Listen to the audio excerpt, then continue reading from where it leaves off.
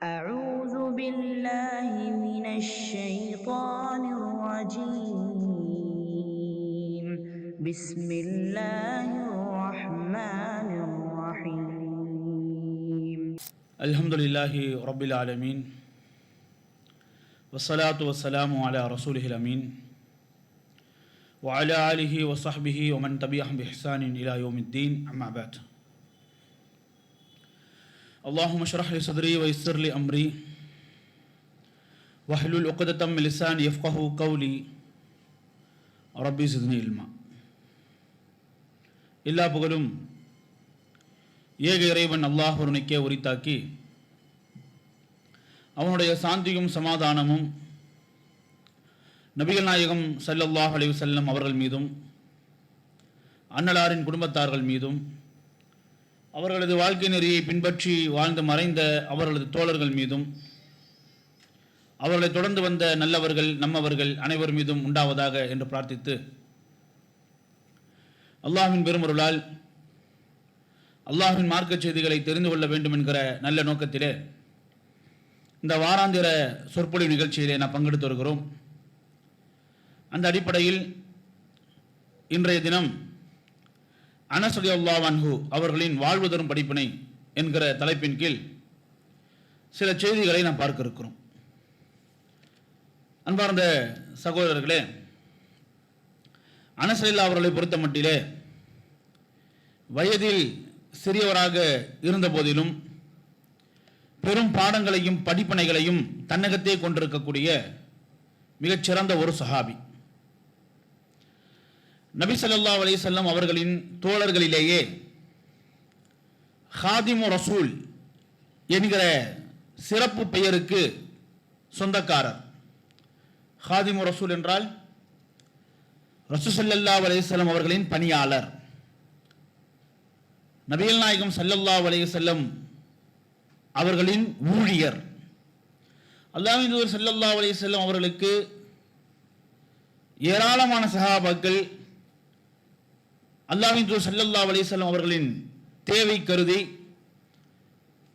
பல உதவிகளையும் ஒத்தாசைகளையும் செய்யக்கூடியதாகத்தான் இருந்திருக்கிறார்கள். உதாரணமாக ரபியா இப்னு காப் ரலியல்லாஹு அன்ஹு,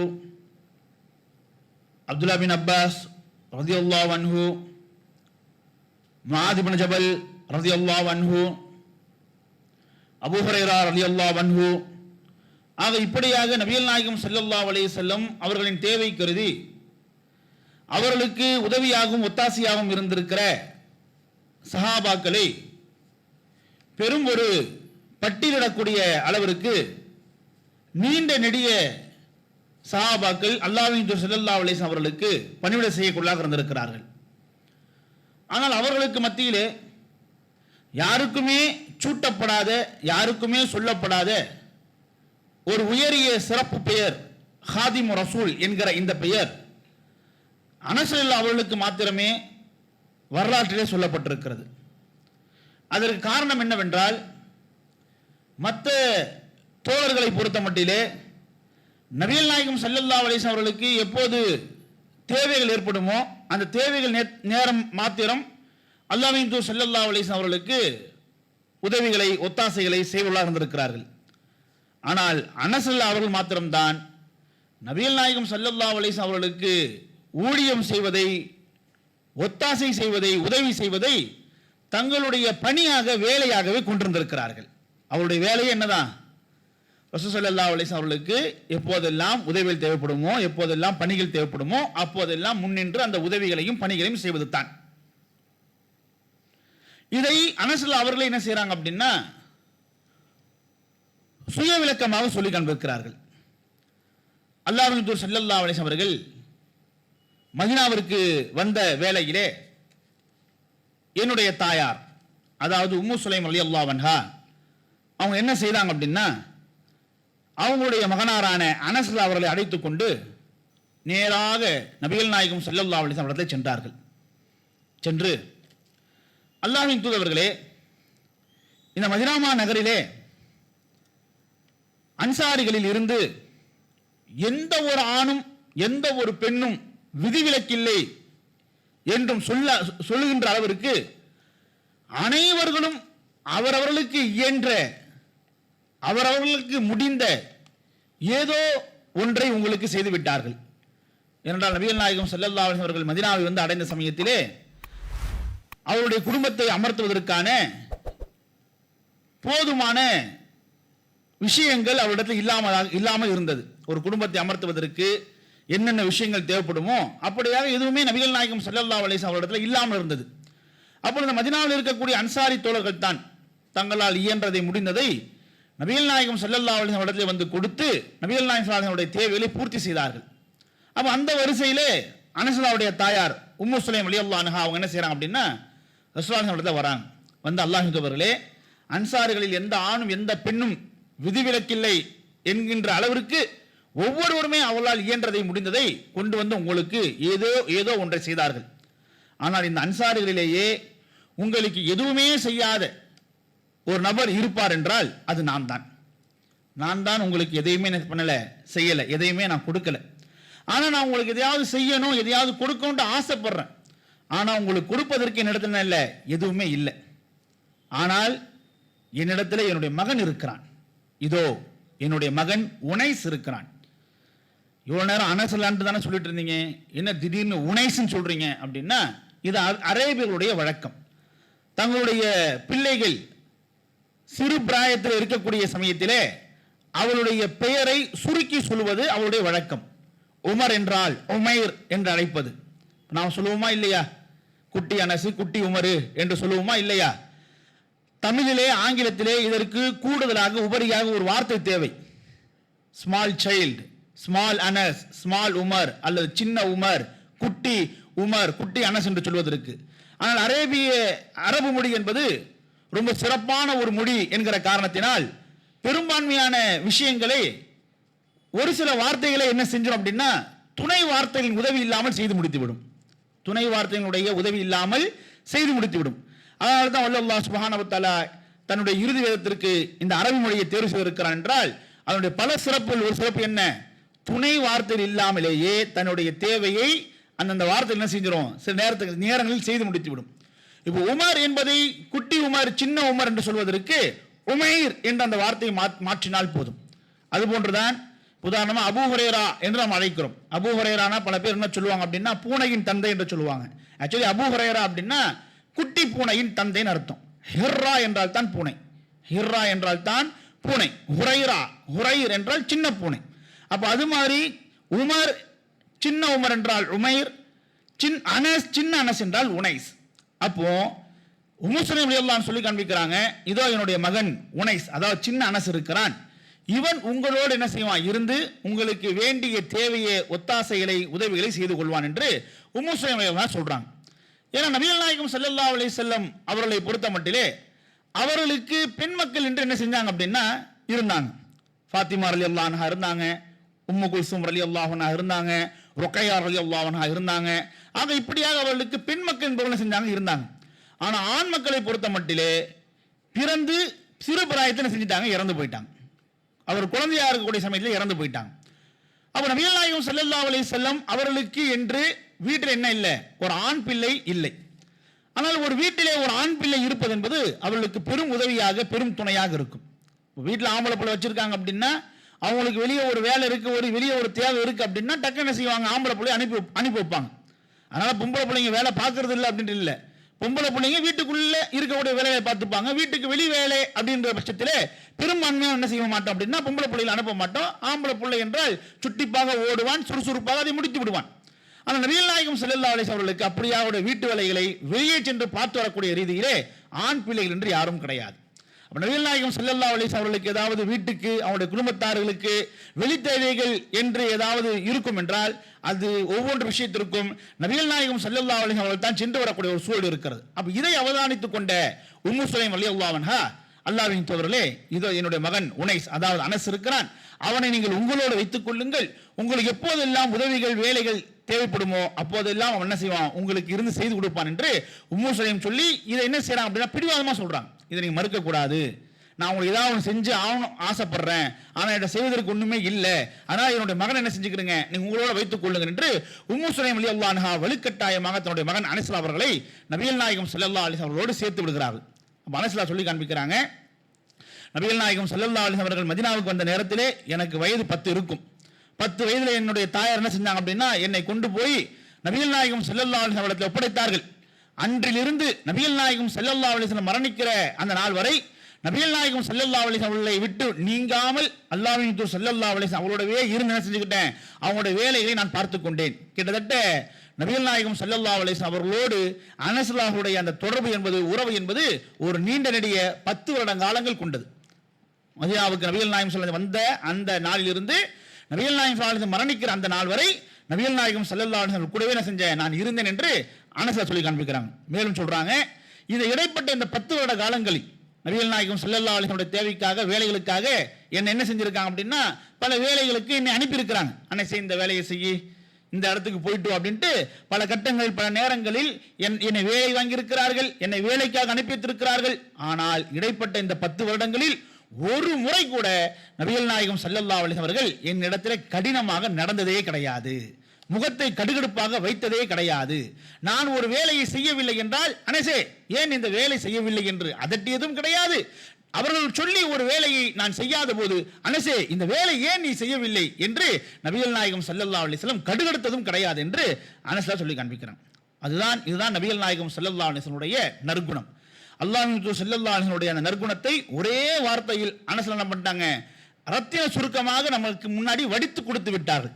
ரசூலுல்லாஹி அலைஹி வஸல்லம் எப்படிப்பட்டவங்க என்றால், என்ன செய்ய மாட்டாங்க, கோபப்படக்கூடியவர்களாகவோ, முகத்தை கடுகடு என்று வைக்கக்கூடியவர்களாகவோ, கடின சொற்களை பேசக்கூடியவர்களாகவோ, கடுகடுப்பாக நடக்கக்கூடியவர்களாகவோ நபிகள் நாயகம் ஸல்லல்லாஹு அலைஹி அவர்களை ஒரு முறை கூட இந்த இடைப்பட்ட 10 வருட காலங்களில் நான் கண்டதே இல்லை என்று என்ன பண்றாங்க, ஆன்சர் சொல்லி காண்பிக்கிறாங்க. யோசித்து பாருங்கள், நம்மளுடைய பிள்ளைகளிடத்தில் கூட சாத்தியம் கிடையாது. நம்மளுடைய பிள்ளைகளிடத்தில் கூட நமக்கு சாத்தியம் கிடையாது. நாம் ஆசையாக வளர்க்கக்கூடிய, அன்பு செலுத்தக்கூடிய நம்மளுடைய பிள்ளைகள் கூட நாம் விரும்பாத ஏதாவது விஷயத்தை செய்கிற பட்சத்திலே நாம் என்ன செஞ்சிட மாட்டோம், இவ்வளவு இடத்துல அனுசரையாக நடந்து விட மாட்டோம். முகத்தை கடுகடுப்பாக வச்சிருவோம், மூஞ்ச காட்டுவோம், திட்டிருவோம், ஒரு கட்ட சில நேரங்களை அடிச்சிருவோம். அதற்கு பிறகு அதற்கு ரீப்ளேஸ்மெண்டாக, ஐயோ பிள்ளையை திட்டோமே, பிள்ளையை அடிச்சிட்டோமே, என்ன செய்யறது அப்படின்ட்டு அந்த பிள்ளைங்களுக்கு ஏதாவது ஆசைப்பட்டதை வாங்கி கொடுக்கறது, வெளியே எங்கேயாவது கூட்டு போயிட்டு எப்படியாவது அதுக்கு ரீப்ளேஸ்மெண்டா நம்ம ஏதாவது செய்வோமே தவிர, ஆனால் நம்ம பிள்ளைகளிடத்திலேயே கூட நமக்கு எது சாத்தியம் இல்லை அப்படின்னா, ஒரு கட்டத்திற்கு மேலே அனுசரித்து போறது, பொறுமையா இருக்கிறது என்பது நமக்கு சாத்தியம் இல்லாதாக இருக்கிறது. ஆனால் நபிகள் நாயகம் ஸல்லல்லாஹு அலைஹி வஸல்லம் அவருடைய அழகான அந்த என்ன சொல்றது, அந்த அணுகுமுறை என்பது, அதாவது கோபப்பட்டு திட்டி ஏசி அடிச்சு இப்படி எல்லாம் என்ன செய்ய முடியாது அப்படின்னா, பிள்ளைகளை நம்முடைய வழிக்கு கொண்டு வர முடியாது. பிள்ளைகளை நம்முடைய வழிக்கு கொண்டு வர முடியாது. பிள்ளைகளை நம்முடைய வழிக்கு கொண்டு வர வேண்டும் என்றால் அந்த பிள்ளைகளை எப்படி எதிர்கொள்ள வேண்டும் என்பதை நாம் புரிந்து கொள்ள வேண்டும். அந்த வழியில் என்ன பண்ணாங்க அப்படின்னா, நபிகள் நாயகம் ஸல்லல்லாஹு அலைஹி வஸல்லம் என்ன பண்ணாங்க, அனஸ் அவர்களை அணுகினார்கள். அதனால் ஒரு நீண்ட ஒரு 10 வருட காலமாக இருந்தாலுமே கூட ஒரு முறை கூட நபிகள் நாயகம் ஸல்லல்லாஹு அலைஹி வஸல்லம் அவர்களை குறித்து அனஸ் அவர்கள் தன்னுடைய தாயாரிடத்தில் புகார் அளித்ததே இல்லை. ஒரு முறை கூட என்னை நீங்க இந்த மாதிரி அல்லாஹ் தூதர்கிட்ட விட்டுட்டீங்க, என்ன ரசூலுல்லாஹி அலைஹி பார்த்தா திட்டிகிட்டே இருக்கிறாங்க, ஏசிக்கிட்டே இருக்கிறாங்க அப்படின்ட்டு ஒரு முறை கூட அனஸ் என்ன செஞ்சதில்லை. உம்மு சுலைம் அவருடைய தாயாரிடத்துல போயிட்டு கம்ப்ளைண்ட் சொன்னதே இல்லை. இப்போ நாம நம்மளுடைய சொந்தக்கார வீட்டிலேயே விட்டாலுமே கூட ஒரு வாரம் வெளியூருக்கு போறோம், ஒரு வாரத்துக்கு நம்ம அண்ணன் வீட்டில் விட்டுட்டு போலாமே, தம்பி வீட்டில் விட்டுட்டு போலாமே அப்படின்ட்டு விட்டுட்டு போனா கூட அந்த ஒரு வாரத்தில் 10 நாள்லயே என்ன ஆவாங்க அப்படின்னா, நம்முடைய பிள்ளைகள் நம்மளை எதிர்பார்த்துட்டே இருப்பாங்க, வந்த உடனே கம்ப்ளைண்டா அடுக்குவாங்க. சரிங்களா? ஏனென்றால் அதாவது அடுத்த வீட்டு பிள்ளை என்பதற்காக மீது கோபம் காட்டுவது கிடையாது, அவர்களை அணுகக்கூடிய முறை நமக்கு தெரியல, அல்லது அந்த அந்த அந்த பிள்ளைகளை எதிர்கொள்ளக்கூடிய அந்த வழி என்ன செய்யல நமக்கு தெரியறது இல்லை. ஆனால் நபிகள் நாயகம் ஸல்லல்லாஹு அலைஹி அவர்கள் 10 வருட காலங்கள் அவர்களோடு அனஸ் இருந்த சமயத்திலும் கூட ஒரு முறை கூட நபிகள் நாயகம் ஸல்லல்லாஹு அவர்களை குறித்து அனஸ் அவருடைய வீட்டில் போயிட்டு கம்ப்ளைண்ட் சொன்னதே கிடையாது. எப்போதாவது ஒரு முறை அனஸ் அவர்கள் ரசூலுல்லாஹி அலைஹி வஸல்லம் வீட்டுக்கு வரல அப்படின்னா ரசூலுல்லாஹி அலைஹி வஸல்லம் அதை பொருட்படுத்தாம விட்டுற மாட்டாங்க. எப்போதும் துடிதுடிப்பா வரக்கூடிய அனஸ் என்ன இன்னைக்கு வரல என்பதை நபிகள் நாயகம் ஸல்லல்லாஹு அலைஹி அலட்சியம் விட்டுற மாட்டாங்க, நேராக வீட்டுக்கு போவாங்க. எப்போதும் வீட்டுக்கு வரக்கூடிய அனஸ் இன்னைக்கு வீட்டுக்கு வரல, எப்போது என்னை தேடி வரக்கூடிய அனசு ஏன் இன்னைக்கு வரல என்று தேடி நபிகள் நாயகம் ஸல்லல்லாஹு அலைஹி வஸல்லம் என்ன செஞ்சாங்க அப்படின்னா அனஸ்லாவோட வீட்டுக்கே போவாங்க. வீட்டுக்கு போயிட்டு என்ன செய்வாங்க, அனஸ்லா அவர்களை விசாரிப்பாங்க. அப்படி விசாரித்த தருணத்தில் நடந்தேறிய ஒரு சம்பவம் தான் இந்த சம்பவம். என்ன சம்பவம்? அதாவது நபிகள் நாயகம் ஸல்லல்லாஹு அலைஹி வஸல்லம் என்ன செய்றாங்க அப்படின்னா அனஸ்லா ஒரு முறை வீட்டுக்கு வரல. அப்போ அவங்களை வந்து சந்திப்பதற்காக விசாரிப்பதற்காக அவருடைய வீட்டுக்கு போறாங்க. வீட்டுக்கு போனா அவருக்கு ஒரு தம்பி உண்டு. அவருடைய பேர் அபு உமைர். அவர் ரசூலுல்லாஹ் வீட்டுக்கு போறாங்க. அப்ப அனஸ்லாவுடைய தம்பி அபு உமைர் ரொம்ப ஆளு சேடா, அதாவது ரொம்ப சங்கடமா இருக்கிறார். அப்ப ரசூலுல்லாஹ் கேட்கறாங்க, என்ன அனஸ் உன்னுடைய தம்பி ரொம்ப டல்லா இருக்கிறானே, ஆள் ரொம்ப வருத்தமா கவலையா இருக்கிறானே, என்ன காரணம் அப்படின்ட்டு. அப்ப அனஸ்லா சொல்றாங்க, அல்லாஹ்வின் தூதரே, என்னுடைய தம்பி அபு உமைர் வந்து நுகைர் என்று சொல்லி என்ன செஞ்சான் அப்படின்னா ஒரு குட்டி பறவை வச்சு அவன் டைம் ஸ்பெண்ட் பண்ணிட்டு இருந்தான். ஒரு பெட் அனிமல் மாதிரி இன்னைக்கு பல பேர் வளர்த்துட்டு இருக்காங்க இல்லையா? நாம கூட சின்ன வயசுல சிறு பிராயத்துல இந்த கலர் கோழி குஞ்சுகளை வாங்கி என்ன செய்வோம் அப்படின்னா வளர்ப்போம். அதை நான் வளர்க்குறோமோ இல்லையோ ஒரு ஆசைக்கு என்ன செய்வோம், நாம அதை வாங்குவோம். 10 கோழி குஞ்சு வாங்குவோம் அப்படின்னா எப்படி 7-8 கோழி குஞ்சு என்ன செஞ்சிடும், செத்தே போயிடும். சரிங்களா? அப்ப சின்ன பிராயத்தில் இது மாதிரி கோழி குஞ்சுகளையோ பறவை குஞ்சுகளையோ வளர்ப்பது என்பது ஒரு பிடித்தமான ஒரு விஷயம். அப்ப அந்த அபு உமைர் என்ன செஞ்சிருக்காரு அப்படின்னா நுகைர் என்கிற ஒரு சின்ன பறவை என்ன செஞ்சுட்டு இருந்தாரு, வச்சு வளர்த்துட்டு இருந்தாரு. அது கூட நேரத்தை ஸ்பெண்ட் பண்ணிக்கிட்டு இருந்தாரு. அந்த பறவை இறந்து போச்சு. அப்ப அந்த பறவை இறந்ததுனால அந்த அபு உமைர் என்ன செய்றாரு அப்படின்னா ஆள் ரொம்ப டல்லா இருக்கிறார். அப்போ அந்த நேரத்தில் ரசூலுல்லாஹ் வீட்டுக்கு வந்திருக்கிறாங்க. அவர் டல்லா இருக்கிறத பார்த்து கேட்கிறாங்க. அப்ப அனஸ் வந்து என்ன பண்றாரு, இந்த மாதிரி என்னுடைய தம்பி ஆசையா விளையாடிக்கிட்டு இருந்த அந்த நுகைர் என்கிற பறவை இறந்து போச்சு. உடனே ரசூலுல்லாஹ் வந்து அந்த அவருடைய தம்பியை பார்த்து கேட்கிறாங்க, யா அபா உமைர் மா ஃபஅல நுகைர், அபு உமைரே, உன்னுடைய நுகைர் என்ற பறவைக்கு என்ன ஆச்சு, நுகைர் என்கிற பறவைக்கு என்ன ஆச்சு என்று என்ன செய்வாங்க, விசாரிப்பான்.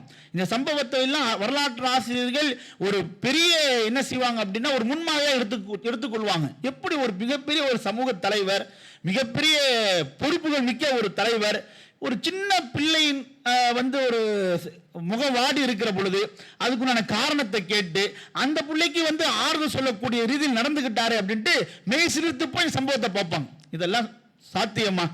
ஒருத்தர் வந்து தன்னை பெரிய மனிதராக கருதுகிறார், பெரிய மனிதராக நினைக்கிறார் என்றால் அவர் இந்த மாதிரி சின்ன பசங்க முதல்ல விசாரிப்பாரா?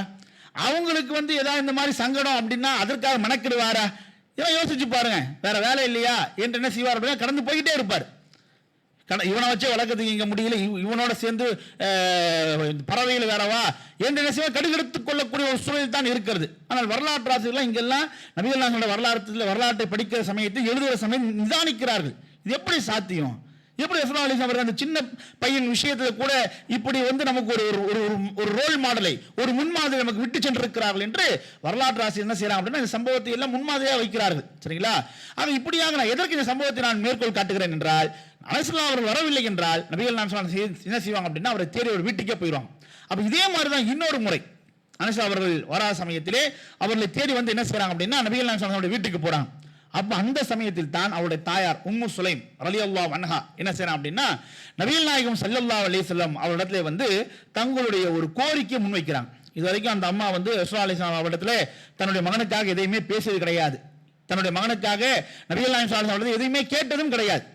சரிங்களா? இதுதான் முதல் முறை நபிகள் நாயகம் ஸல்லல்லாஹு அலைஹி வஸல்லம் போயிட்டு தன்னுடைய மகனுக்காக வந்து என்ன செய்யறாங்க அப்படின்னா உம்மு சுலைம் ரலியல்லாஹு அன்ஹா ஒரு கோரிக்கையாக நபிகள் நாயகம் ஸல்லல்லாஹு அலைஹி வஸல்லம் ஒரு விண்ணப்பத்தை முன்வைக்கிறாங்க. அது என்ன விண்ணப்பம், அது என்ன கோரிக்கை என்றால் ரசூலுல்லாஹி அவரிடத்துல வந்து உம்மு சுலைம் ரலியல்லாஹு அன்ஹா சொல்றாங்க, அல்லாஹ்வின் தூதர்களே, நீங்க வந்து என்ன செய்யுங்க அப்படின்னா என்னுடைய மகனுக்காக நீங்க துஆ செய்யுங்க, என்று என்ன பண்றாங்க உம்மு சுலைம் ரலியல்லாஹு அன்ஹா என்ன பண்றாங்க ரசூலுல்லாஹி அவரிடத்துல கேட்கறாங்க. சரிங்களா? அப்ப நபிகள் நாயகம் ஸல்லல்லாஹு அலைஹி வஸல்லம் அந்த சூழ்நிலையை புரிஞ்சுக்கிறாங்க, அந்த தாயாருடைய எதிர்பார்ப்பை புரிஞ்சுக்கிறாங்க, அந்த தாயாருடைய நோக்கத்தை புரிஞ்சுக்கிறாங்க. வெறுமனே துஆ செய்யுன்னு சொல்றாங்க. துஆ செய்யணும், எதற்காக துஆ செய்யணும்? உதாரணமா ஒரு தந்தை தன்னுடைய மகனை அழைச்சிட்டு இவன் மகனுக்காக நீ துஆ செய்யுங்க, அவன் 10th படிக்கிறான் அப்படின்னா நல்ல எக்ஸாம் எழுதுறதுக்காக துஆ செய்யுங்க, நல்ல மார்க் வாங்குறதுக்காக துஆ செய்யுங்க, அல்லது அவனுக்கு நல்ல காலேஜில் சீட்டு கிடைக்கின்றதுக்காக துஆ செய்யுங்க அப்படின்ட்டு எதையாவது குறிப்பிட்டு என்ன செய்வார் அப்படின்னா துஆ செய்யும்படி சொல்லுவார். ஆனால் உம்மு சுலைம் ரலியல்லாஹு அன்ஹா அந்த மாதிரி எதையுமே குறிப்பிடல, படிப்புக்காகவோ வேலைக்காகவோ எதையுமே குறிப்பிடல. அவங்க வந்து என்ன சொல்றாங்க அப்படின்னா அல்லாஹ்வின் தூதரே என்னுடைய மகனுக்காக நீ துஆ செய்யுங்க. ரசூல் ஸல்லல்லாஹு அலைஹி அவங்க புரிஞ்சுக்கிட்டாங்க, ரசூலுல்லாஹி அலைஹி வஸல்லம் அவர்கள் அந்த தாயினுடைய மனநிலையை புரிஞ்சுக்கிட்டாங்க. ஏன்னா அனஸ்லா அவர்களே அவருடைய தாயார் வந்து என்ன செஞ்சிட்டாங்க அப்படின்னா ரசூலுல்லாஹி அலைஹி வஸல்லம் ஒப்படைச்சிட்டாங்க. ஒரு இளமை பருவத்தில் இருக்கக்கூடிய ஒரு வாலிப பருவத்தில் இருக்கக்கூடிய ஒரு பையன் அந்த தருணத்தில் என்னெல்லாம் தெரிஞ்சுக்கணுமோ அது எதுவுமே தெரியாதவனாக அவன் இருக்கிறான். அந்த ஒரு வாலிப பருவத்திலே, ஒரு மாணவ பருவத்திலே ஒரு ஒரு பையனுக்கு, ஒரு வாலிபனுக்கு, ஒரு மகனுக்கு என்னவெல்லாம் தெரிய வேண்டும் என்று பெற்றோர்கள் ஆசைப்படுவாங்க.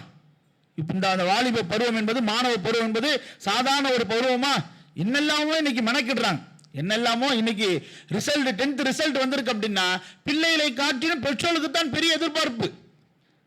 இன்னும் ஒரு சில நாட்களுக்கு முன்னாடி +2 ரிசல்ட் வந்துச்சு அப்படின்னா பிள்ளைகளை காட்டிலும் பெற்றோருக்கு தான் பெரிய எதிர்பார்ப்பு. என்ன மார்க் எடுப்பானோ, இதை வச்சு என்ன கட் ஆஃப் மார்க் கிடைக்குமோ, அந்த கட் ஆஃப் மார்க் எந்த காலேஜில் சீட்டு கிடைக்குமோ என்று பெரிய ஒரு பரிதவிப்பு, ஒரு பெரிய பதட்டம் என்பது பிள்ளைகளை காட்டிலும் பெற்றோர்களுக்கு தான் கூடுதலாக இருக்கிறது. காரணம் என்ன அப்படின்னா, இந்த பருவத்தில் அவன் சரியாக படிக்க வேண்டியதை படிச்சிடணும். இல்லை அப்படின்னா அவனுடைய ஃபியூச்சர் என்னவாகுமோ ஏதாகுமோ அப்படின்ட்டு ஒரு பெரிய ஒரு கவலை. அப்போ அந்த தாயார் உம்மு சுலைம் ரலியல்லாஹு அன்ஹா நபிகள் நாயகம் ஸல்லல்லாஹு அலைஹி வஸல்லம் வந்து, அல்லாஹ்வின் தூதரே, என்னுடைய மகனுக்காக நீங்க துஆ செய்யுங்க என்று சொன்ன பொழுது அந்த பிள்ளையினுடைய வருங்காலத்தை எண்ணித்தான் இவங்க துஆ செய்ய சொல்றாங்க என்பதை புரிந்து கொண்ட நபிகள் நாயகம் ஸல்லல்லாஹு அலைஹி வஸல்லம் அவர்கள் ஒரு துஆ ஒன்று செய்றாங்க. இந்த ஒரு துஆவை பொறுத்த மட்டிலே இங்கே இருக்கக்கூடிய பெற்றோர்கள் நாம் அனைவருமே அறிந்திருக்க வேண்டிய ஒரு துஆ, நம்முடைய பிள்ளைகளுக்காக செய்ய வேண்டிய ஒரு துஆ.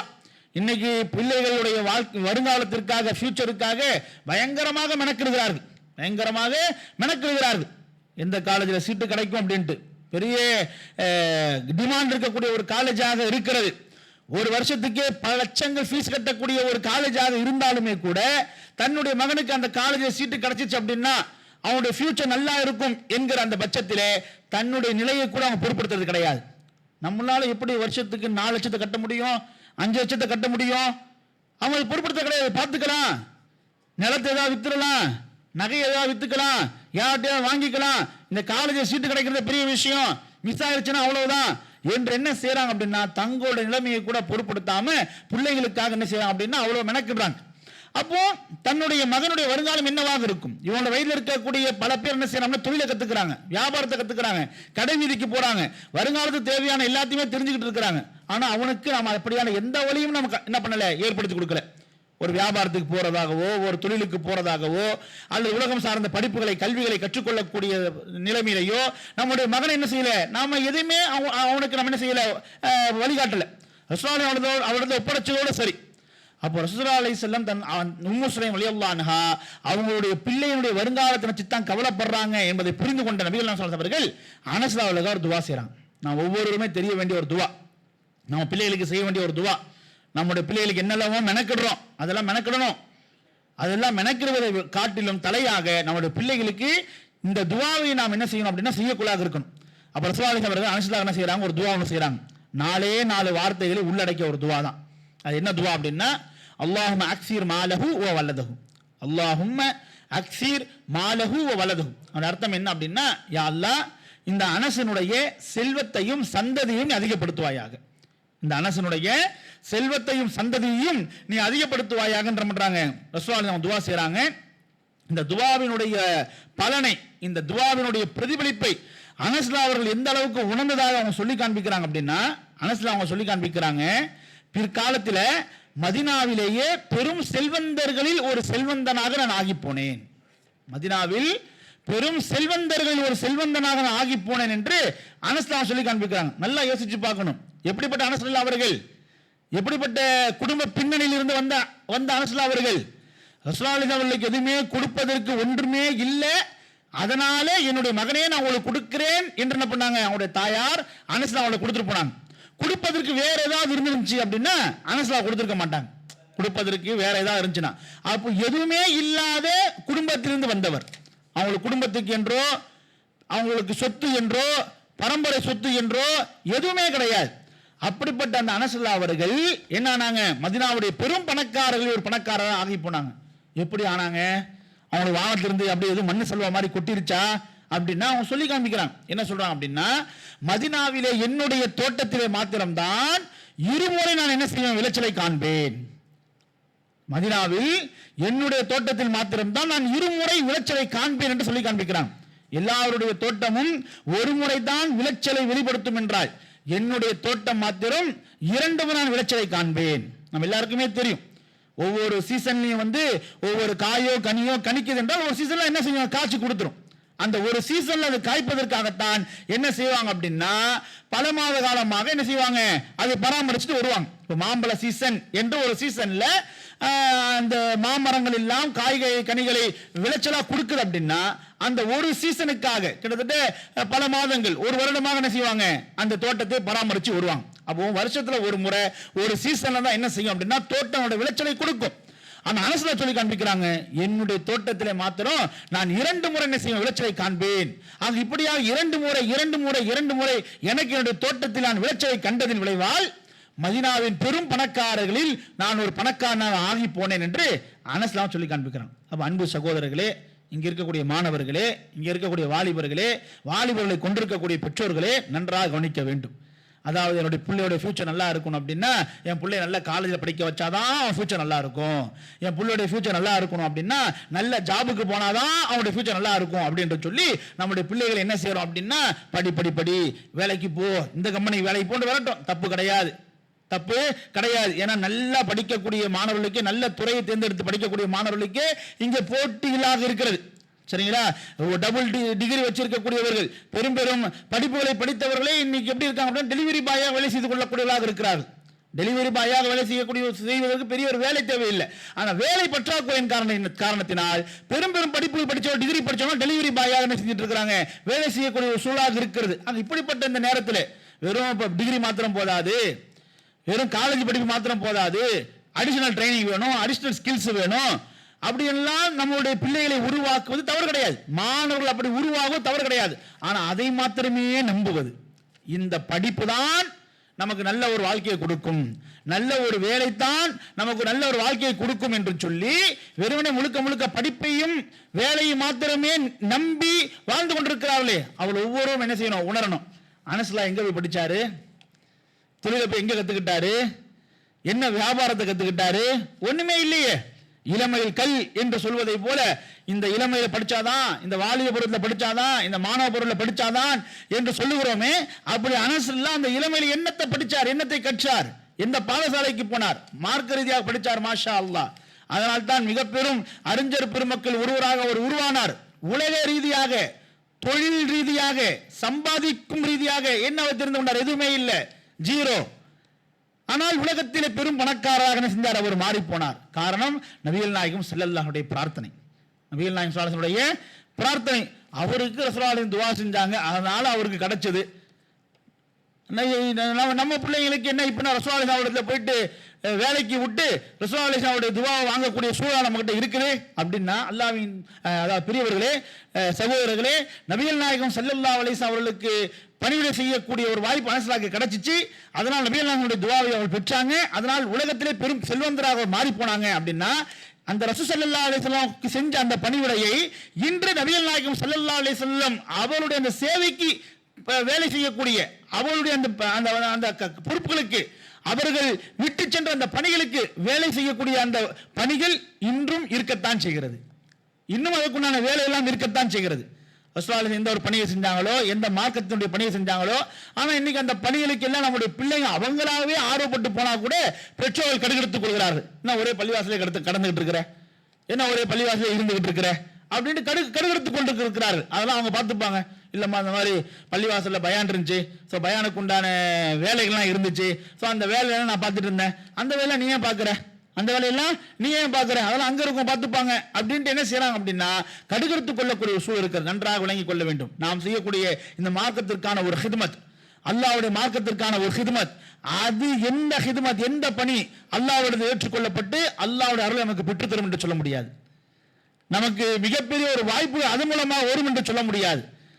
நாம் படித்த படிப்பு மூலமாக நமக்கு கிடைக்காத வாய்ப்புகள், நம்மளுடைய ஸ்கில்ஸுக்கும் நம்மளுடைய எக்ஸ்பீரியன்ஸுக்கும் கிடைக்காத வாய்ப்புகள் அல்லாஹ்வுடைய அருளால், அல்லாஹ்வுடைய கருணையால் என்ன செஞ்சிடும், நம்ம கிடைச்சிடும். அப்ப அந்த அல்லாஹ்வுடைய கருணையை பெறுவதற்கு என் பிள்ளையை நான் என்ன உருவாக்கி வச்சிருக்கிறேன். இந்த மாணவ பருவத்தில் நாம் அல்லாஹ்வுடைய அருளை பெறக்கூடிய ரீதி என்ன செஞ்சிருக்கிறோம். என்னவோ படிக்கிறோம், காலேஜில் படிக்கிறோம், நிறைய ட்ரெயின் ஆயிக்கிறோம், நல்லா நம்ம டெவலப் பண்ணிக்கிறோம், ஸ்கில் ரீதியா, நாலேஜ் ரீதியா. ஓகே, அல்லாஹ்வை திருப்திப்படுத்தக்கூடிய ரீதியில் உன் மாணவ பருவத்தில் என்ன செய்திருக்கிறாய், உன் இளமை பருவத்தில் என்ன செய்திருக்கிறாய். நல்ல வேலை கிடைக்கும் எதிர்பார்க்கக்கூடிய மாணவர்கள், ஃபியூச்சர் நல்லபடியாக இருக்க வேண்டும் என்று ஆசைப்படக்கூடிய இளைஞர்கள், மாணவர்கள், வாலிபர்கள், அந்த ஃபியூச்சர் அல்லாஹ்வுடைய கையில தானே இருக்குது. ஒரு சிறந்த ஒரு வாழ்க்கை அல்லாஹ்வுடைய கையில தானே இருக்குது.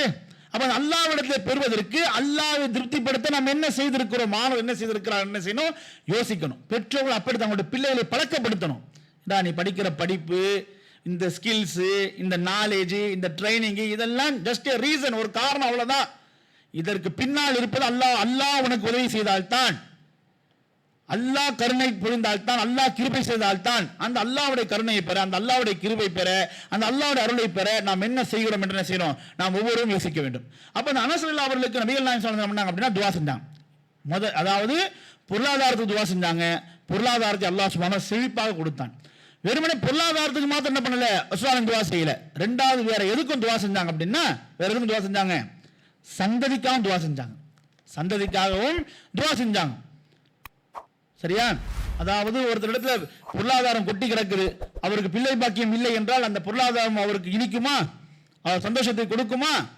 பிளாட்ஃபாரத்திலே, அதாவது அந்த பிளாட்ஃபாரம் கடை தான் பகலில் அவர்களுக்கு வியாபார கடை, இரவில் அதுதான் குடுத்தம் இருக்கக்கூடிய வீடு என்று பல பேர் வாழ்ந்து கொண்டிருக்கிறார்கள். பகல்ல அதுதான் கடை விரிச்சு வியாபாரம் செய்வாங்க. நைட் ஆச்சுன்னா அந்த வண்டிக்கு மேல தார்பாய் விரிச்சு அது கீழே படுத்துக் கொள்வாங்க. அவங்களுடைய இரவும் பகலும் தொழிலும் குடுத்தனமும் அந்த பிளாட்ஃபாரம் கடைத்தான். அப்படி வாழ்ந்து கொண்டிருக்கக்கூடிய அவரிடத்துல 2 பிள்ளைகள் இருக்கிறாங்க, 3 பிள்ளைகள் இருக்கிறாங்க அப்படின்னா அவரை பார்த்து இவருக்கு ஏக்கம் வரும். யாருக்கு? காரு, பங்களா, வீடு, கடண்டு சொகுசா இருந்துட்டு இருக்கிறாரு. இவர் அவரை பார்த்து செய்வார், இயங்குவார். அப்ப இவர்கிட்ட கார் இருந்து, பணம் இருந்து, வீடு இருந்து, கடை இருந்து, பிசினஸ் இருந்து அவருக்கு என்னத்தை பண்ணல, திருப்தியை கொடுக்கல, சந்தோஷத்தை கொடுக்கல. இவ்வளவு சொத்து இருந்தா என்னங்க பிரயோஜனம், சொத்துக்கு ஒரு வாரிசு இல்லையே, சொத்துக்கு ஒரு வாரிசு இல்லையே என்கிற அந்த குறைபாடு அவருக்கு எவ்வளவு பெரிய செல்வங்கள் இருந்தாலும் ஒரு சந்தோஷத்தை கொடுக்காது. அப்ப ரசூலுல்லாஹி ஸல்லல்லாஹு அலைஹி வஸல்லம் என்ன செஞ்சாங்க அப்படின்னா, அனஸ் அவர்களுக்கு செல்வத்துக்காக துஆ செஞ்சாங்க, பிள்ளைகளுக்காக துஆ செஞ்சாங்க. வரலாற்றிலே சொல்லப்படுகிறது, அனஸ் அவர்கள் தான் சஹாபாக்களிலேயே இறுதியாக இறந்த சஹாபி. ரசூலுல்லாஹி ஸல்லல்லாஹு அலைஹி வஸல்லம் தோழர்களிலே கடைசியாக இறந்த சஹாபி ஒருத்தர் இருப்பாரா இல்லையா? கடைசியாக மரணித்து போன சஹாபி என்று ஒருத்தர் இருப்பாரா இல்லையா? அது யார் தான்? அனஸ் தான். அவ்வளவு பெரிய ஒரு ஆயில் என்ன செஞ்சான் அப்படின்னா அல்லாஹ் சுப்ஹானஹு வ தஆலா அவருக்கு போட்டு வச்சான். அவர் எப்போ இறந்தார் என்று வரலாற்று குறிப்பில் சொல்லப்படுகிற பொழுது 2 கருத்துக்கள் சொல்லப்படுகிறது. ஒன்று, அவர் 97 வயசுல இறந்தார். இன்னொரு கருத்து, அவர் 103 வயசுல இறந்தார். ஆக மொத்தம் 100க்கு 3 குறைய அல்லது 100க்கு 3 அதிகம். ஆக ஒரு 100 வயது அளவுக்கு என்ன செஞ்சிருக்கிறார் அப்படின்னா இந்த உலகத்தில் வாழக்கூடியவராக அனஸ் அவங்க இருந்திருக்கிறார். அவ்வளவு பெரிய ஒரு பரக்கத்தான ஒரு ஆயில் என்ன செஞ்சிருந்தான் அப்படின்னா அல்லாஹ் சுப்ஹானஹு வ தஆலா அவர் கொடுத்திருந்தான். என்னங்க 100 வயசுல வாழ்ந்ததெல்லாம் பெரிய ஒரு இதுவா பேசிட்டு இருக்கிறீங்களே, எத்தனையோ பேர் தான் 106 வயசு வரைக்கும் வாழ்ந்தாங்க, 110 வயசு வரைக்கும் வாழ்ந்தாங்க என்றெல்லாம் நம்ம பார்க்கலையா என்று பல பேர் என்ன கூடும். அதாவது வெறுமனே நம்பர்ல அல்ல ஆயில் என்பது, நம்பர்ல இல்ல ஆயில் என்பது. ஒருத்தர் 65 வயசுல கடற்புல விழுந்துட்டாரு, அவர் 100 வயசு வரைக்கும் உயிரோடு இருந்து அவருக்கும் சிரமம், அவரை வச்சு பார்க்கிறவனுக்கு சிரமம், அவருக்கும் சிரமம். அல்லாஹ் ஏதோ ஒரு காரணத்தை கொண்டு அவர் ஆயுள் நீட்டிக்கிறான், அது இரண்டாவது விஷயம். ஆனால் அவருக்கு அந்த ஆயுள் எப்படி இருக்கும் அப்படின்னா ஒவ்வொரு நாளும் கடத்துவதே பெரிய சிரமமா போகும். சில பேருக்கு ஆயுளை நீட்டிப்பது என்பது எப்படி இருக்குன்னா சாபத்தின் வெளிப்பாடாக இருக்கும், சாபத்தின் ஒரு வெளிப்பாடு. ஆயுளை நீட்டி ஒண்ணுமே செய்ய முடியாதவராக ஆகிவிடுவார். அப்போ அவருக்கும் சிரமமாயிரும், சுத்தி இருப்பவர்களுக்கும் சிரமமாயிரும். ஆனா அனஸ் அவர்களை பொறுத்த முடியும் அல்லாஹ் சுப்ஹானஹு வ தஆலா அவருடைய ஆயுளை எப்படி வச்சிருந்தான் அப்படின்னா ரொம்ப திருப்திகரமான ஒரு ஆயுளை வச்சிருந்தான். கிட்டத்தட்ட அவருக்கு நேரடி சந்ததிகள் என்று 100 பிள்ளைகள் இருந்தாங்க. அவருடைய பிள்ளைகள், பிள்ளைகளுடைய பிள்ளைகள், அவருடைய பிள்ளைகள், அதாவது அவருடைய பிள்ளைகள், பேரன் பேத்திகள், கொள்ளு பேரன்கள், கொள்ளு பேத்திகள் என்று சொல்லி கிட்டத்தட்ட அவருக்கு 100 எண்ணிக்கையில் செஞ்சாங்க அவருக்கு சந்ததியில் இருந்தால் என்று வரலாற்றில் சொல்லப்படுகிறது. இப்படிப்பட்ட ஒரு திருப்திகரமான சந்ததிகளை கொண்டவராக, திருப்திகரமான ஒரு ஆயுளை கொண்டவராக, திருப்திகரமான ஒரு பொருளாதாரத்தை கொண்டவராக, திருப்திகரமான யாரும் இங்க பந்தாடப்படல, யாரும் இங்க பந்தாடப்படல. பெற்றோர்களே இன்னைக்கு என்ன ஒரு சூழ்நிலை இருக்குது அப்படின்னா அவங்க வயசு ஆயிருச்சு அப்படின்னா அவங்களுக்கு 4 மகன்கள் இருக்கிறாங்க அப்படின்னா 4 மகன்கள் வீடுகள் பந்தாடப்படக்கூடிய சூழலாக இருக்கிறது. அன்பாக அவங்க அழைக்கப்படுறாங்க, தங்களோடு வைக்கப்படுறாங்க, அது வேற விஷயம். உங்க வீட்லயே உமா வச்சிருக்கிறியே, உங்க வீட்லயே வாப்பா வச்சிருக்கிறியே, எங்க வீட்டுக்கு அனுப்பு என்று போட்டி அழைத்தால் என்றால் அது வேற விஷயம். ஆனா இன்னைக்கு எப்படி சூழல் இருக்கு அப்படின்னா 10 நாள் கழிச்சு அம்மா அண்ணன் வீட்டுக்கு போவாங்க, தம்பி வீட்டுக்கு போவாங்க அப்படின்னா 11வது நாள் ஆனாலே வீட்டில் என்ன ஆயிருதுன்னா மகனுக்கும் மருமகளுக்கும் முகம் மாற ஆரம்பிக்குது. அண்ணங்காரன் வந்து கூட்டு போக வேண்டிய நாள் இன்னும் வரவே இல்லையே, தம்பிகாரன் வந்து கூட்டு போக வேண்டிய நாளில் வரவே இல்லையே என்று சொல்லி என்ன ஒரு சூழ்நிலை இருக்குது அப்படின்னா, ஒரு பெற்றோர்களை ஒரு மகன் தன்னுடைய வீட்டில் வைப்பதற்கு இங்க வந்து என்ன இருக்கு அப்படின்னா சுமையார்களுடைய சூழலாக இருக்கிறது. பெற்றோர்கள் வந்து பிள்ளைகளுக்கு சுமையார்களுடைய சூழல் இருக்கிறது. ஆனா அனசுலாவில் அப்படி இல்லை, யாருக்கும் சுமையாக இல்லை. அவர் தான் என்ன செஞ்சாருன்னா எல்லாரும் கொடுக்கக்கூடிய நிலையில் இருந்தார், எல்லாரும் கொடுக்கக்கூடிய ஒரு நிலை இருந்தார். அது இப்படிப்பட்ட ஒரு என்ன சொல்றது அப்படின்னா ஒரு சக்சஸ்ஃபுல்லான ஒரு லைஃப், வெற்றிகரமான ஒரு வாழ்க்கை, பொருளாதார ரீதியிலும் சரி குடும்ப ரீதியிலும் சரி ஒரு திருப்திகரமான ஒரு வாழ்க்கை அவருக்கு கிடைத்தது என்றால் அதற்கு பின்னால் இருந்தது, அதற்கு காரணமாக இருந்தது நபிகள் நாயகம் ஸல்லல்லாஹு அலைஹி வஸல்லம் பிரார்த்தனை என்பது என்ன செய்யணும், நாம் அனைவரும் புரிந்து கொள்ள வேண்டும். அந்த பிரார்த்தனைக்கு அவர் காரணமாக ஆனது நபிகள் நாயகம் ஸல்லல்லாஹு அலைஹி வஸல்லம் அவர்களுக்கு பணிவிடை செய்வதன் மூலமாக ஆனாங்க. அப்போ நாமும் இந்த அல்லாஹ்வுடைய மார்க்கத்திற்காக அவனுடைய தீனுக்காக பணிவிடை செய்யக்குள்ளாக நாம் விருப்பம் என்றால் அல்லாஹ்வுடைய ரிஸ்கும் நாம் எதிர்பார்க்காத ரூபத்தில் வழியில் இதன் மூலமாக அல்லாஹ்வுடைய கருணை பார்வை நமக்கு ஏற்பட்டு நமக்கும் கிடைக்கும் என்பதை என்ன செய்யணும், நாம் புரிந்து கொள்ள வேண்டும். ஆக இப்படிப்பட்ட அனஸல்லா அவர்களாக மாணவர்கள் என்ன செய்யணும், முன்மாதிரியாக எடுத்து நம்முடைய வாழ்க்கை அமைத்துக் கொள்ள வேண்டும். பெற்றோர்கள் இப்படிப்பட்ட பிள்ளைகளாக அனஸல்லாவை போன்ற பிள்ளைகளாக தங்களுடைய பிள்ளைகளை உருவாக்க வேண்டும். அனஸ்லா அவர்கள் நபிகள் நாயகம் ஸல்லல்லாஹு அலைஹி வஸல்லம் இருந்து கொண்டு நபிகள் நாயகம் ஸல்லல்லாஹு அலைஹி வஸல்லம் அப்படியே என்ன செய்வாங்க அப்படின்னா தங்களுடைய வாழ்வில் பிரதிபலிக்க கூடியதாக இருந்தாங்க. அபூ ஹுரைரா அவங்க சொல்லி காண்பிக்கிறாங்க, அதாவது நபிகள் நாயகம் ஸல்லல்லாஹு அலைஹி வஸல்லம் மறைவுக்கு பிறகு ரசூல் ஸல்லல்லாஹு அலைஹி வஸல்லம் அவங்களுடைய தொழுகைக்கு அப்படியே ஒப்பான ஒரு தொழுகையை தொழக்கூடியவராக நாங்கள் அனஸ்லா தான் கண்டோம் அப்படின்ட்டு. அப்போ நினைச்சிடக்கூடாது அப்போ நாமளும் ரசூலுல்லாஹ் மாதிரி தொழலையா அப்படின்ட்டு, நாமெல்லாம் ரசூலுல்லாஹி அலைஹி வஸல்லம் மாதிரி தொழலையா அப்படின்னு நினைச்சிடக்கூடாது. நாமும் நபிகள் நாயகம் மாதிரி தொழுகிறோம். ஆனால் நபிகள் நாயகம் ஸல்லல்லாஹு அலைஹி வஸல்லம் அவர்களுடைய நீட்டி நிதானமான ஒரு தொழுகை என்பது இருக்கிறது அல்லவா, அவருடைய நீட்டி நிதானமான ஒரு தொழுகை என்பது இருக்கிறது அல்லவா. சில நேரங்கள் நபிகள் நாயகம் ஸல்லல்லாஹு அலைஹி வஸல்லம் ஒரே ரக்காத்திலே பக்ராவை முடிப்பார்கள், ஆல் இம்ரானை முடிப்பார்கள், நிசாவை முடிப்பார்கள். நாமளும் நபிகள் நாயகம் ஸல்லல்லாஹு அலைஹி வஸல்லம் அவர்களை போன்று தான் தொழுகிறோம். நம்முடைய வாழ்வில் ஏதாவது ஒரு வக்தில் ஏதாவது ஒரு வக்தில் இப்படி 3 பெரும் சூறாக்களை ஓதி தொழுதலாம் நாம் இருந்திருப்போமா, ஏதாவது ஒரு இரவு தொழுகையின் போது இப்படி வந்து நீட்டி பெரும் ஜுசுக்களை உள்ளடக்கலாம் ஒரு ரக்காத் அமைச்சிருப்போமா? ரசூலுல்லாஹ் எப்போது ஒரு முறை தொழுதிருக்கிறார்கள், எப்போதும் அல்ல, இப்படி நீட்டியும் தொழுதிருக்கிறார்கள், மீடியமாக தொழுதிருக்கிறார்கள், சுருக்கமாக தொழுதிருக்கிறார்கள். ஆக இப்படியாக நபிகள் நாயகம் ஸல்லல்லாஹு அலைஹி வஸல்லம் எப்படியெல்லாம் கண்டோமோ, ரசூலுல்லாஹ் அவர்கள் எப்படியெல்லாம் தொழுகை நாம் கண்டோமோ அதுபோன்று ரசூல் ஸல்லல்லாஹு அலைஹி அவர்களுக்கு பிறகு ஒரு அச்சசலாக ரசூலுல்லாஹி அவர்களை மாறி தொழக்கூடியவராக ஒருத்தர் இருந்திருக்கிறார் என்றால் அனஸ்லா தான் இருந்தார், அனஸ்லா தான் கண்டிருக்கிறோம் என்று சஹாபாக்கள் சொல்லி காண்பிக்கிறார்கள். அபூ ஹுரைரா ரலியல்லாஹு அன்ஹு பண்றாங்க, சொல்லி காண்பிக்கிறாங்க. ஸோ இதுதான் வேணும், இதுதான் வேணும். நானும் தான் மர்க்கஸ்லே இருக்கிறேன், நானும் தான் பள்ளிவாசலே இருக்கிறேன், அப்ப அல்லாஹ் எனக்கும் ரிஸ்கினுடைய வழியை திறந்து விட்டுருக்கணுமே, ஏன் திறந்து விடலன்னு பல பேர் நினைப்பாங்க. நேரத்தை கடத்துவதல்ல, நேரத்தை கடத்துவதல்ல, என்ன பலனை பெற்றும் என்ன பலனை கொடுத்தோம். பள்ளிவாசலே தான் என் பிள்ளையை விட்டு வச்சிருக்கிறேன் அப்படின்ட்டு பள்ளிவாசல் இருக்கிறது இல்லை, பள்ளிவாசல் அராஜகம் பண்ணக்கூடிய பிள்ளைகளாக இருக்கக்கூடாது, பள்ளிவாசலுக்கு பாதிப்பு ஏற்படுத்தக்கூடிய பிள்ளைகளாக இருக்கக்கூடாது, பள்ளிவாசலுக்கு வீண் செலவுகளை ஏற்படுத்தக்கூடிய பிள்ளைகளாக இருக்கக்கூடாது, பள்ளிவாசல் இருக்கக்கூடிய விரட்டி அடிக்கிற மாதிரி இருக்கக்கூடாது, பள்ளிவாசல் வெளியே போங்க அப்படின்ற மாதிரி. பள்ளிவாசல் பிள்ளைகள் இருப்பதினால் அல்லது பள்ளிவாசல் நேரத்தை கழிக்கக்கூடியவர்களால் என்ன பெனிஃபிட்டை நாம் பெற்றோம், என்ன பெனிஃபிட்டை நாம் கொடுத்தோம். அனஸ்லா அவர் நபிகள் நாயகம் அவர்களிலே இருந்ததன் காரணத்தினால் ரசூலுல்லாஹி அவர்களுக்கு பிறகு நபிகள் நாயகம் அவருடைய தொழுகையை அப்படியே அதாவது அவங்களுடைய தொழுகை செஞ்சிருக்காங்க, வெளிப்படுத்தியிருக்கிறாங்க. மேலும் நபிகள் நாயகம் அவர்களை கடுமையாக நேசிக்கக்குள்ளான இருக்கிறாங்க அப்படின்னா அனஸ்லா சிறையை வழங்கி இருக்கிறாங்க. எந்த அளவுக்கு அப்படின்னா நபிகள் நாயகம் ஸல்லல்லாஹு அலைஹி வஸல்லம் மரணத்திற்கு பிறகு அவங்களுடைய பெயரை பொறித்த மோதிரத்தை தான் செஞ்சாங்க, அணிஞ்சிருந்தாங்க. அப்போ நாமளும் ரசூலுல்லாஹினுடைய பெயரை பொறித்த மோதிரத்தை அணிய வேண்டியதுதான் என்று அந்த கண்ணோட்டத்தை நாம் போய்விடக்கூடாது. நபிகள் நாயகம் ஸல்லல்லாஹு அலைஹி வஸல்லம் கூடவே இருந்த காரணத்தினால் ரசூலுல்லாஹி ஸல்லல்லாஹு அலைஹி வஸல்லம் அந்த 10 வருட காலங்கள் ரசூலுல்லாஹியோட கூடவே இருந்து ரசூலுல்லாஹி ஸல்லல்லாஹு அலைஹி வஸல்லம் அவர்கள் அந்த மறைவுக்கு பிறகு அந்த மறைவை அந்த இழப்பை தாங்கிக் கொள்ள முடியாத அனஸ்லா அவர்கள் நபிகள் நாயகம் நினைவா என்ன செஞ்சாங்க அப்படின்னா அவருடைய பேர் பொறிக்கப்பட்ட ஒரு மோதிரத்தை செஞ்சிருந்தாங்க, அணிஞ்சிருந்தாங்க. அவங்க கழிவறைக்கு போன அந்த மோதிரத்தை கரட்டி வச்சு தானே செய்வாங்க, கழிவறைக்கு போவாங்க. அப்ப இந்த அளவுக்கு நபிகள் நாயகம் ஸல்லல்லாஹு அலைஹி வஸல்லம் அவர்கள் மீது தீராத ஒரு அன்பு கொண்டவராக இருந்தாரு அனஸ்லா அவர்கள் விளங்கி இருந்தாங்க. அதனால் அன்பு சகோதரர்களே, இப்படிப்பட்ட அனஸ் அவர்களை முன்மாதிரியாக கொண்ட மாணவர்களாக பிள்ளைகளாக நம்முடைய பிள்ளைகள் இருக்கணும். அப்படிப்பட்ட பிள்ளைகளாக நம்முடைய பிள்ளைகளை உருவாக்கணும். இறுதியாக ஒரு சில செய்தியை மாதிரி சொல்லி முடிச்சுக்கிறேன். இங்கே இப்படிப்பட்ட அனஸ் அவர்கள் நம்முடைய கண்ணுக்கு முன்பாக தெரிகிறார்கள் என்றால் அதற்கு சரியான அவர்களை வழி நடத்திய அவருடைய தாயார் உம்மு சுலைம் ரலியல்லாஹு அன்ஹா. சரிங்களா? அந்த உம்மு சுலைம் ரலியல்லாஹு அவர்களுடைய வாழ்ந்து சுருக்கமாக ஒரு சில படிப்பை நாம் பெற வேண்டும். இந்த உம்மு சுலைம் ரலியல்லாஹு அவர்களை பொறுத்த மட்டிலே ரசூலுல்லாஹி அவர்கள் மதீனாவுக்கு வந்ததோடு என்ன செஞ்சிட்டாங்க அப்படின்னா இஸ்லாத்தை ஏற்றார்கள். அவங்க இஸ்லாத்தை ஏற்ற அவருடைய கணவருக்கு தெரியாது. அவருடைய கணவர் யார் அப்படின்னா மாலிக். அவருடைய கணவர், அதனால தான் அனஸ் பின் மாலிக்னு சொல்றோம். அவருடைய கணவர் மாலிக்கு தெரியாது. அந்த மாலிக் என்ன செய்யறாருன்னா அவங்களுடைய வீட்டுக்கு வராங்க. தன்னுடைய மனைவியிட சில மாற்றங்களை பார்க்கிறாங்க. என் மாற்றத்துக்கான காரணம் என்ன விசாரிக்கிற பொழுது அவங்களுடைய மனைவி இஸ்லாத்தை ஏற்று தெரிய வருகிறது.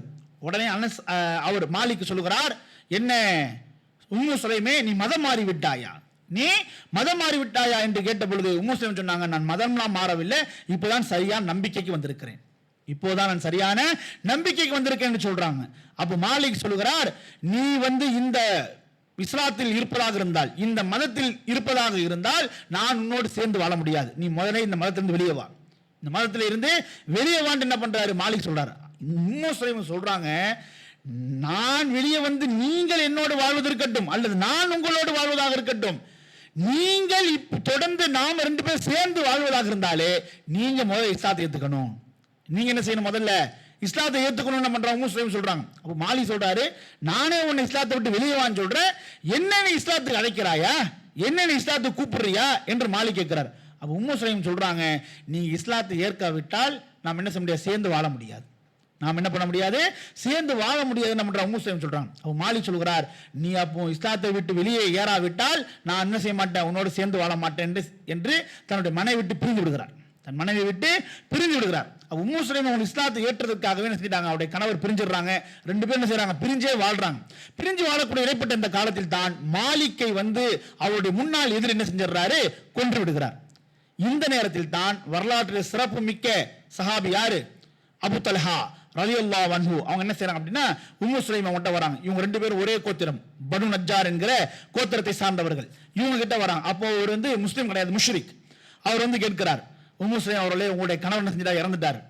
அவர் கணவர் இறந்திருந்தாலுமே கூட அவர் கணவரோட சேர்ந்து வாழல, இஸ்லாத்தை இவங்க ஏற்றதோடு 2 பேரும் பிரிஞ்சுட்டாங்க, பிரிஞ்சுதான் வாழ்ந்துருக்கிறாங்க. ஆனா ஒரு கணவர் இப்போ வெளிப்படையாக இறந்து விட்ட காரணத்தினால் அந்த நேரத்தில் சில அபூ தல்ஹா உம்மு சுலைம் அவங்ககிட்ட இந்த மாதிரி உங்களுடைய கணவர் இறந்துட்டாரு, நான் வேணா என்ன செய்யறேன் அப்படின்னா உங்களை திருமணம் செய்து கொள்கிறேன் என்று உம்மு சுலைம் அவர்களை திருமணம் செய்வதற்கு தன்னுடைய விருப்பத்தினை செய்கிறார், வெளிப்படுத்துறார். அந்த நேரத்தில் கூட உம்மு சுலைம் அவர்கள், அபூ தல்ஹா மதீனாவுடைய மிகப்பெரிய ஒரு செல்வந்தர், பனு நஜ்ஜார் என்கிற மிக சிறந்த கோத்திரத்தை சார்ந்தவர், மதீனாவில் மதிக்கத்தக்க மிக பெரும் தலைவர்கள் ஒருவர். அப்ப உம்மு சுலைம் அவங்க சொல்றாங்க, அபூ தல்ஹாவே, உங்களை போன்ற ஒரு நபரை, உங்களை போன்ற ஒரு ஆணை எந்த பெண்ணும் என்ன செய்ய மாட்டா அப்படின்னா இலக்க ஆசைப்பட மாட்டா.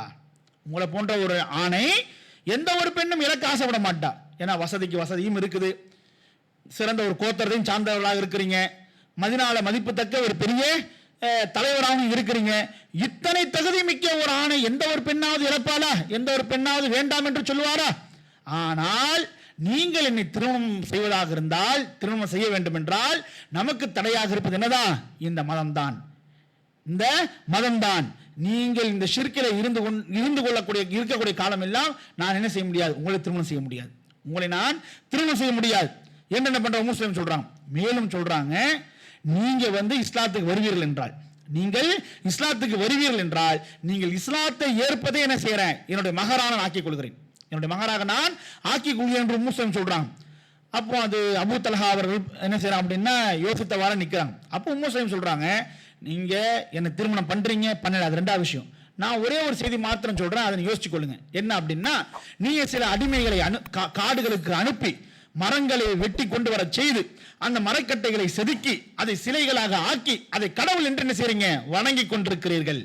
நீங்கள் வணங்கி கொண்டிருக்கக்கூடிய அந்த கடவுள்கள் தான் உங்களை காப்பாற்றுகிறது என்று நம்பிக்கொண்டிருக்கிறீர்கள்.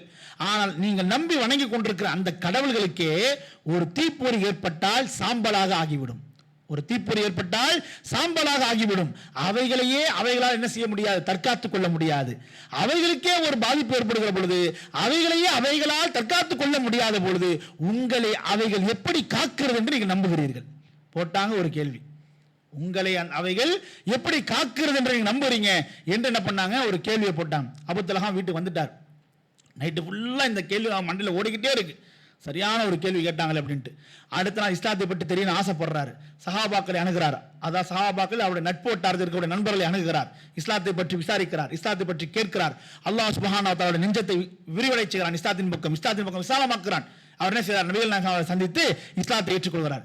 இப்பொழுது என்ன செய்றார் அப்படின்னா, மீண்டும் யார்கிட்ட வராரு, உம்மு சுலைம் ரலியல்லாஹு அன்ஹா வராரு. நேத்து இதே அபூ தல்ஹா வந்தார், முஷ்ரிக்காக வந்தார்.